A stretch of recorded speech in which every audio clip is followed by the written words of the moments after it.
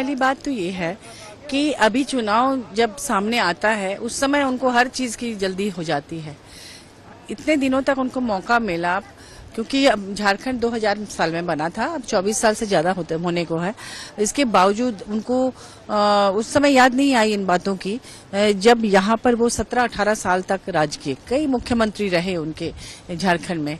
उस समय वो चाहते, आप जो डेमोग्राफी की बात ये कह रहे हैं, आप आंकड़ों को अगर उठा लेंगे तो देखेंगे कि सबसे ज्यादा डेमोग्राफी चेंज उन्हीं के कार्यकाल में हुआ है। उनके मुख्यमंत्री लोगों ने कुछ नहीं किया। और सीमा सुरक्षा बल बीएसएफ का क्या काम है? दूसरे कंट्री से अगर कोई हमारे कंट्री में प्रवेश कर रहा है उसे रोकना, तो ये केंद्र का काम है ना। ये भाजपा की सरकार है केंद्र में, तो भाजपा, इसका मतलब वो विफल है रोकने में, दुश्मनों को हमारे देश में प्रवेश करने से रोकने में वो विफल है। तो इसमें तो भाजपा की केंद्र सरकार को रिजाइन करना चाहिए। और भाजपा चुनावी जुमले की तरह इसको इस्तेमाल करके वो झूठ के सहारे जनता को बरगलाने का काम कर रही है। तो ये सब कुछ चुनावी जुमला है। वो खुद भी अपनी विफलता को इसके आड़ में छुपा रहे हैं। हम यहाँ की माटी बेटी को बचाएंगे, एनआरसी हमारी सरकार आती है तो झारखंड यहाँ देखिए, यहाँ की माटी और बेटी की बात वो करते हैं। यहाँ पर जो उनके प्रभारी हैं हमारे माननीय हिमंता बिश्व शर्मा जी, जो आसाम के मुख्यमंत्री हैं, आपको पता होना चाहिए कि झारखंड से बहुत सारे हमारे आदिवासी भाई बहन लोग 1800 कुछ ईस्वी से वहाँ पर चाय के बागानों में वो काम करते रहे। वो जंगल था, जंगल काटकर उन्होंने चाय का बागान बनाया। असम की इकोनॉमी में उनकी बहुत बड़ी भूमिका है। और वो लोग लगातार वो स्पेशल नागरिकता की मांग कर रहे हैं, वो वहाँ पर एसटी का दर्जा की मांग कर रहे हैं, ताकि उनको कुछ आर्थिक लाभ हो, उनका डेवलपमेंट हो। उसके लिए खूनी संघर्ष लगातार हो रहा है असम में झारखंड के आदिवासियों की। उस पर वो आज तक ध्यान नहीं दिए, और वो आए हैं दूसरे राज्यों में आकर वो इस तरह से इसे डिस्टर्ब कर रहे हैं, आदिवासी हित की बात कर रहे हैं। तो ये सब चुनावी जुमला है।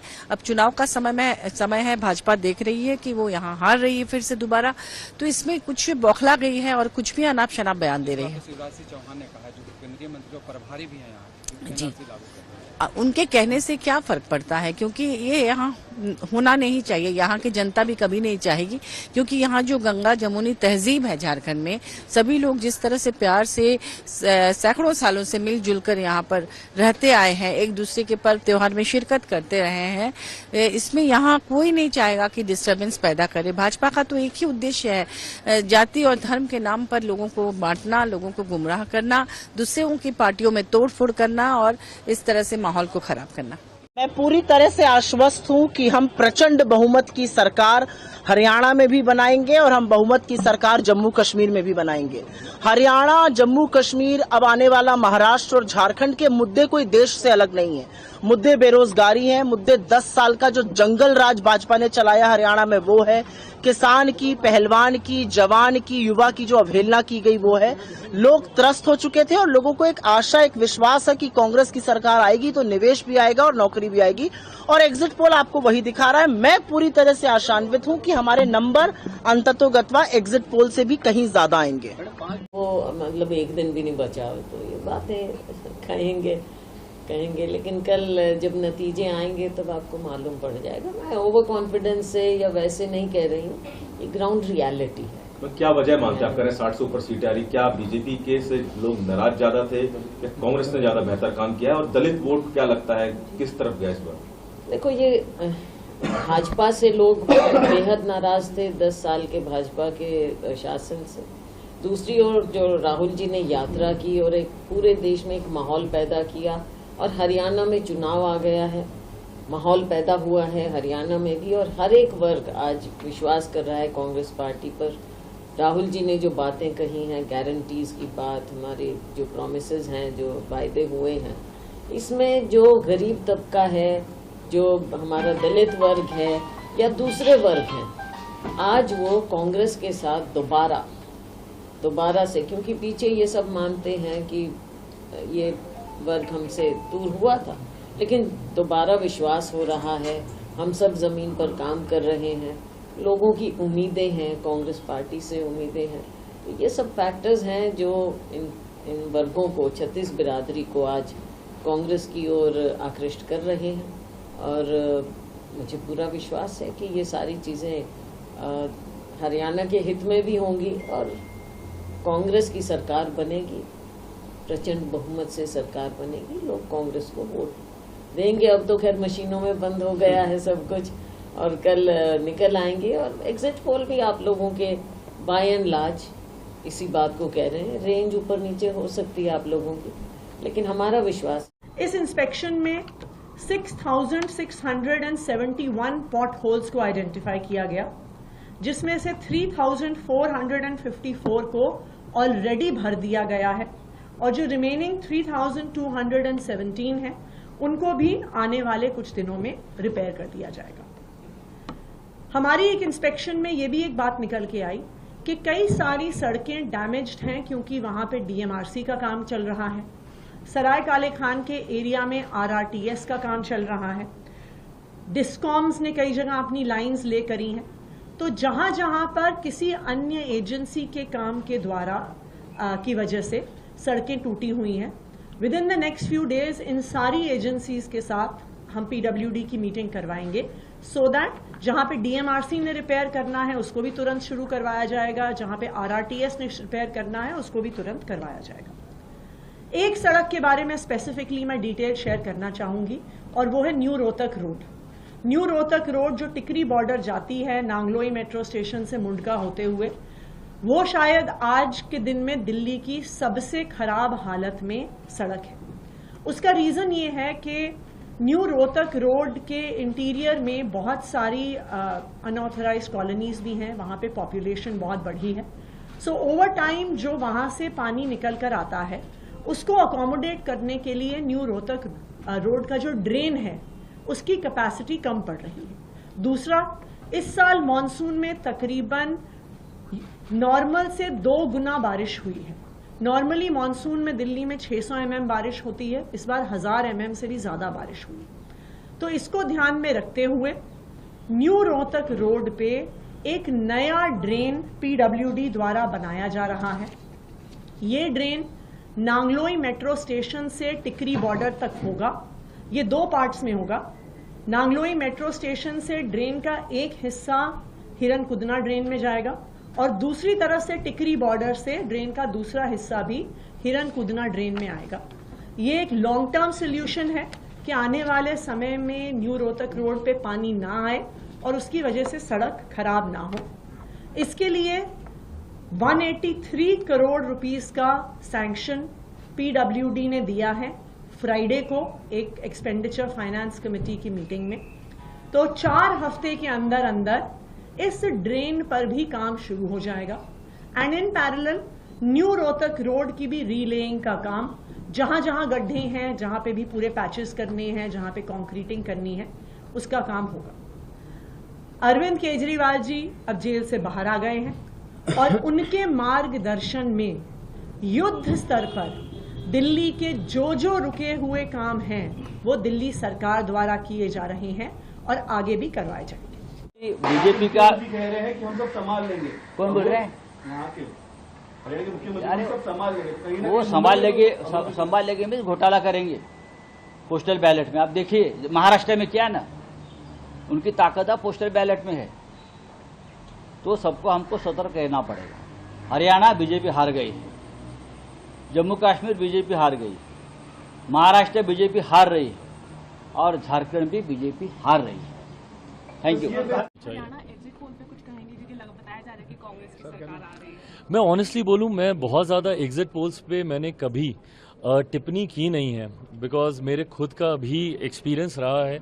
इस बार भी 2024 में भी जब मैं चुनाव लड़ रहा था, मैं अपनी ही सीटों का जिक्र करूं तो मैं 5 सीटों पे चुनाव लड़ रहा था, और कई एग्जिट पोल्स ने मुझे 2 से ज़्यादा सीटें दिखाई नहीं थी। इवेंचुअली हम लोगों ने 5 ही 5 जीती, 100% हम लोग का स्ट्राइक रेट था।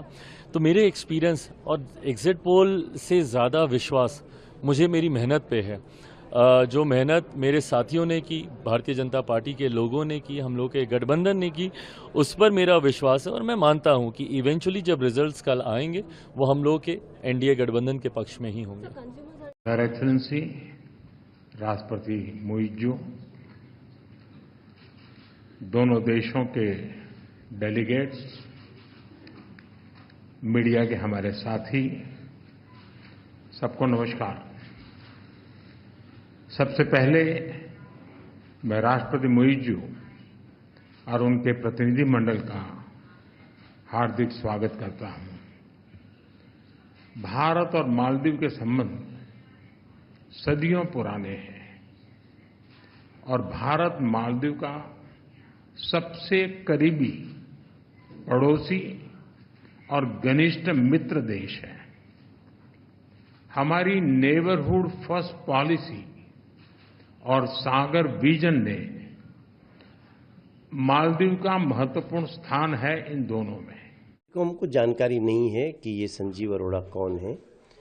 मेरा ये जरूर विश्वास है कि अगर ईडी कहीं किसी की जांच कर रही है तो जरूर कुछ ऐसी बातें हुई होंगी जो आर्थिक अपराध में आता है। पहली बार इस देश में ऐसा हो रहा है कि ईडी हो, सीबीआई हो, कोई जांच एजेंसी हो, वो चेहरा देख करके काम नहीं करती। आखिर आम आदमी पार्टी के ही नेताओं का क्यों हो रहा है इस तरह से आर्थिक अपराध में लिप्तता?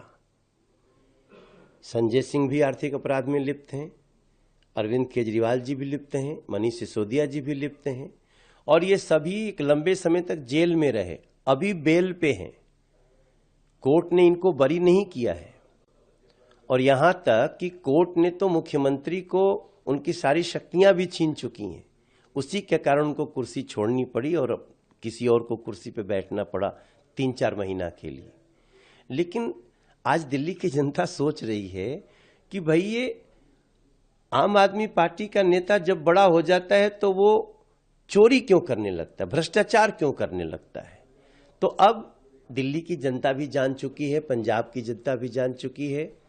अब आम आदमी पार्टी को कोई भरोसा करने वाला नहीं है। हरियाणा का चुनाव हुआ है, कल रिजल्ट आएगा।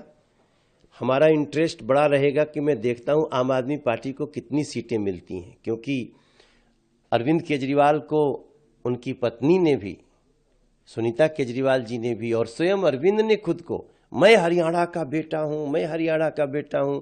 अब मैं देखता हूं कि हरियाणा के बेटे को हरियाणा कितनी सीट देता है और कल यही डिसाइड हो जाएगा। जैसा कि आप सब जानते हैं कल काउंटिंग डे है, काफ़ी एंथुजियाज्म है कैंडिडेट्स में भी, उनके सपोर्टर्स में भी। तो कल के लिए सिक्योरिटी के हमने पूरे इंतजाम किए हैं, जिसमें कि पैरामिलिट्री फोर्स, अपनी पुलिस फोर्स, इनका प्रॉपर तरीके से डिप्लॉयमेंट किए हैं और सिटी में कुछ कट ऑफ जोन्स और कुछ नो ट्रैफिक जोन्स भी आइडेंटिफाई किए हैं। मेरी सबसे रिक्वेस्ट रहेगी कि जो भी यहाँ पे उस दिन पार्टिसिपेट करने के लिए आ रहे हैं, वो कैंडिडेट्स हों या चाहे उनके एजेंट्स हों या फिर जो स्टाफ आ रहा है या मीडिया पर्सन्स आ रहे हैं, वो अपना अपना आइडेंटिटी कार्ड जो इशूड है वो प्लीज़ डिस्प्ले करिए, ताकि सिक्योरिटी पर्सन्स जो भी हमारे डिप्लॉयड हैं उनको आपको आइडेंटिफाई करने में कोई दिक्कत ना हो। और क्योंकि ये सब आपकी सेफ्टी और सिक्योरिटी के लिए है और ना ही कोई दिक्कत आए। मैं ये भी कहूँगा कि उनको जो भी सिक्योरिटी पर्सनल्स हमारे डिप्लॉयड होंगे उनके साथ सिक्योरिटी चेक में कोऑपरेट करें। सर एक्स्ट्रा सिक्योरिटी भी लगाई गई है जिस तरह से एक्स्ट्रा फोर्सेस? जी बिल्कुल, एक्स्ट्रा फोर्सेज जैसे हमारी पैरामिलिट्री फोर्सेज हैं और हमारी पुलिस फोर्स है, वो सारी की सारी डिप्लॉयड होगी और पुख्ता हमने सिक्योरिटी के बंदोबस्त किए हैं। हमारी स्पेशल क्यूआरटीज भी होंगी, पूरा अच्छे तरीके से हमने सिक्योरिटी का बंदोबस्त किया हुआ है। ड्रोन वगैरह का भी इसमें इस्तेमाल किया जाएगा जो जी बिल्कुल, हाँ, हमारा सर्विलेंस इक्विपमेंट्स जितने भी हैं सारे के सारे सर्विलेंस इक्विपमेंट्स हम लोग यूज़ करेंगे। Thank you sir, thank you so much. ये यूजुअली काउंटिंग सेंटर के ऊपर 3 टायर सिक्योरिटी रहती है। वो 3 टायर सिक्योरिटी परफेक्ट रहेगी, उसमें किसी किस्म का ब्रीच नहीं हो पाएगा। उसके अलावा टाउन्स के ऊपर जहां भी हमें लगता है कि सेंसिटिविटी है, तो उस टाउन्स के ऊपर हमने प्रॉपर डिप्लॉयमेंट निकाली है और प्रॉपर उसमें मैन पावर लगेगी। इसके अलावा जहां पे भी सेलिब्रेशंस हो सकती हैं उसके लिए भी हमने पूरे इंतजाम किए हैं, ताकि कोई किसी किस्म का परेशानी किसी लेवल पे ना आए। सभी सिक्योरिटी अरेंजमेंट्स को मद्देनजर रखते हुए हमने सभी इंतजाम किए हैं और हमें लगता है कि पर्याप्त सिक्योरिटी अरेंजमेंट्स हुए हैं और सब ठीक ठाक निकल जाए। तो मैं पब्लिक के लिए जरूर ये कहूंगा कि आप ओवर एंथुसियास्टिक ना हो जाइए। जो भी जीते, हमें नहीं कहते हैं कि सेलिब्रेट ना कीजिए, सेलिब्रेट कर सकते हैं, लेकिन एक लिमिट के अंदर। इतना ना हो कि किसी की फीलिंग्स को हर्ट हो, किसी दूसरे के किसी भी तरीके से इंटरफेरेंस हो जाएगी। अगर इस टाइप का होगा तो कानूनी कार्रवाई से हम पीछे नहीं हटेंगे। हमने उस सबका इंतजाम किया हुआ, हमने पूरे टाउन को अंदर सिक्योरिटी लिया हुआ और ये सुनिश्चित किया है कि किसी किस्म का कोई प्रॉब्लम ना आए। सभी लोग हमारे शहरी जो हैं आज के दिन में एनलाइटन शहरी हैं, वो ठीक तरह से बिहेव करेंगे। और मुझे लगता है जो हमने सिक्योरिटी अरेंजमेंट सभी एस्पेक्ट्स को ध्यान में रखते हुए बनाए हैं, सब कुछ ठीक हो जाए। आज मेरा सौभाग्य है कि किसान महापंचायत के हमारे प्रमुख आदरणीय रामपाल जी और उनके संगठन के अलग अलग राज्यों के अनेकों किसान प्रतिनिधियों से चर्चा हुई है। बहुत सार्थक चर्चा हुई है। हम लोगों ने गहराई से कई चीज़ों का अध्ययन किया है और जो किसानों के मुद्दे सामने आए हैं उनमें से दोनों प्रकार के हैं। कुछ राज्य सरकार से संबंधित है, राज्य सरकारों से, कुछ केंद्र सरकार से संबंधित है। उन पर गहराई में जाके विचार करके और किसान कैसे आगे बढ़े और कृषि क्षेत्र की हालत कैसे ठीक हो, इसका कृषि मंत्री के नाते मैं पूरा प्रयत्न करूंगा। प्रधानमंत्री जी किसान हितैषी है और ये जो संवाद है, ये संवाद समस्याओं को समझने में बहुत मदद करता है। रामपाल जी ने ये कहा है कि किसान के लिए काम, तो जो सार्थक मुद्दे हैं उन्होंने अनेकों मुद्दे उठाए हैं।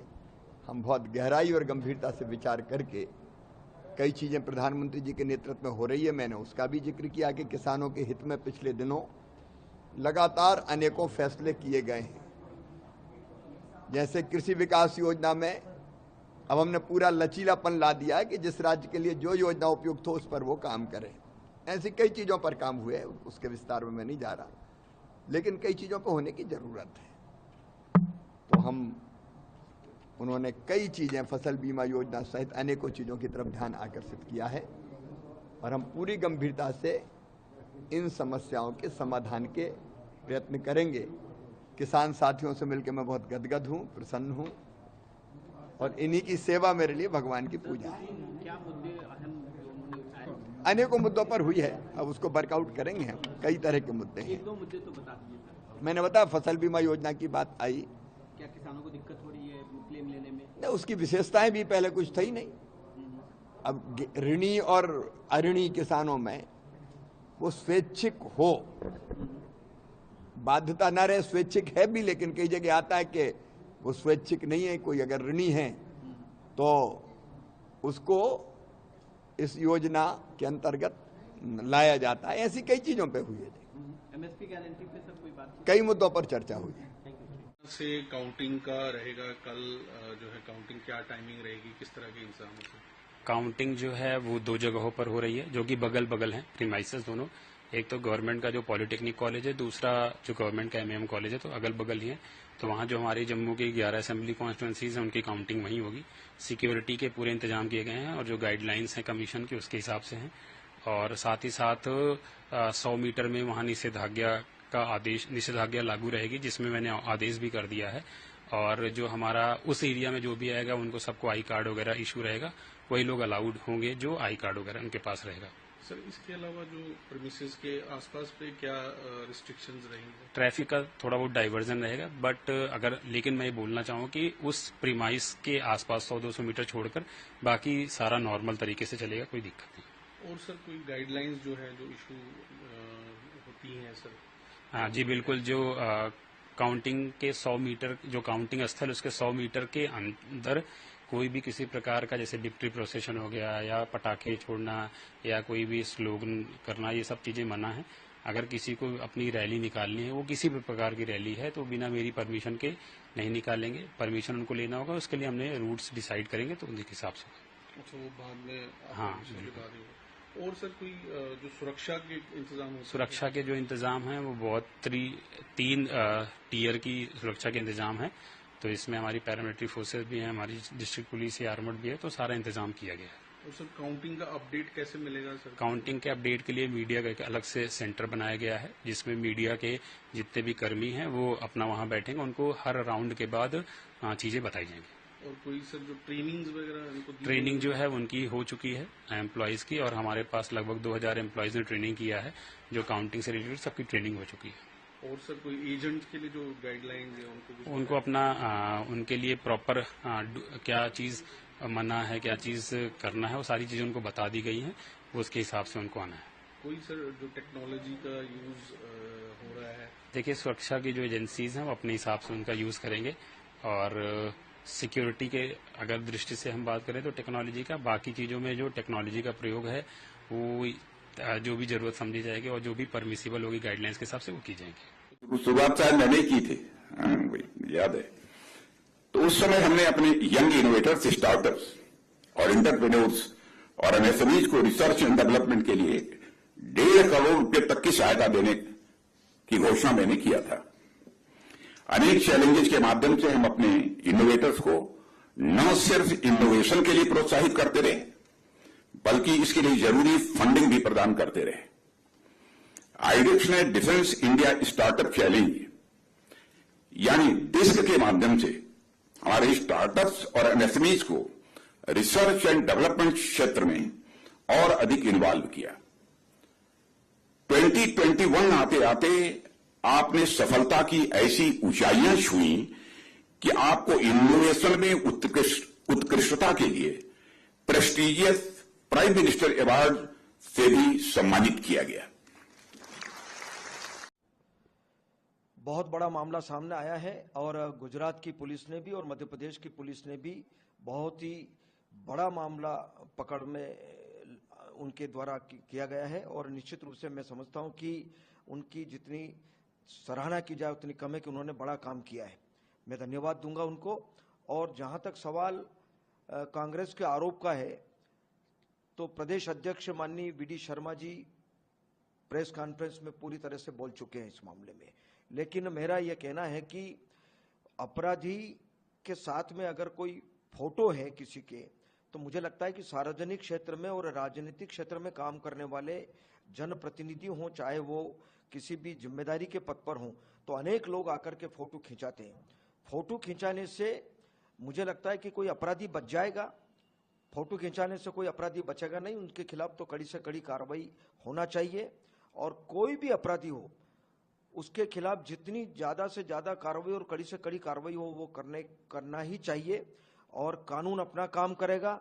कोई फोटो खिंचाने से मुझे लगता है, और मेरा कहीं से कहीं तक किसी प्रकार का कोई संबंध नहीं है, ऐसे अपराधियों से कोई संबंध नहीं है, और न उनका कोई पार्टी से संबंध है।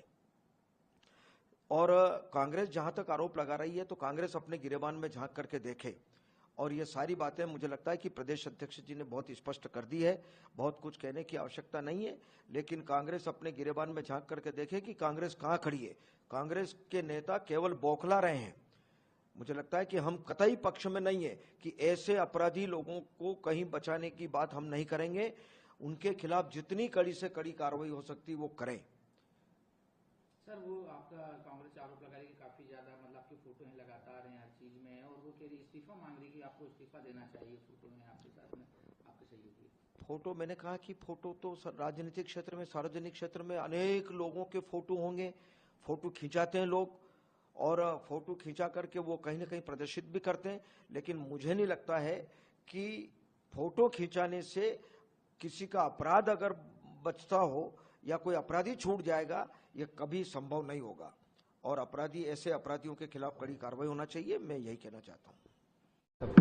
नहीं, देखिए, हम लोग को न्यायालय पे पूरा विश्वास है, और आप सब लोगों को पता है कि ये भाजपा जिस प्रकार से एजेंसियों का दुरुपयोग करा करके राजनीतिक षड्यंत्र, पॉलिटिकल वेंडिटा के हिसाब से केस मुकदमे जो कराए जाते हैं, ये अब देश की हर एक जनता समझ चुकी है।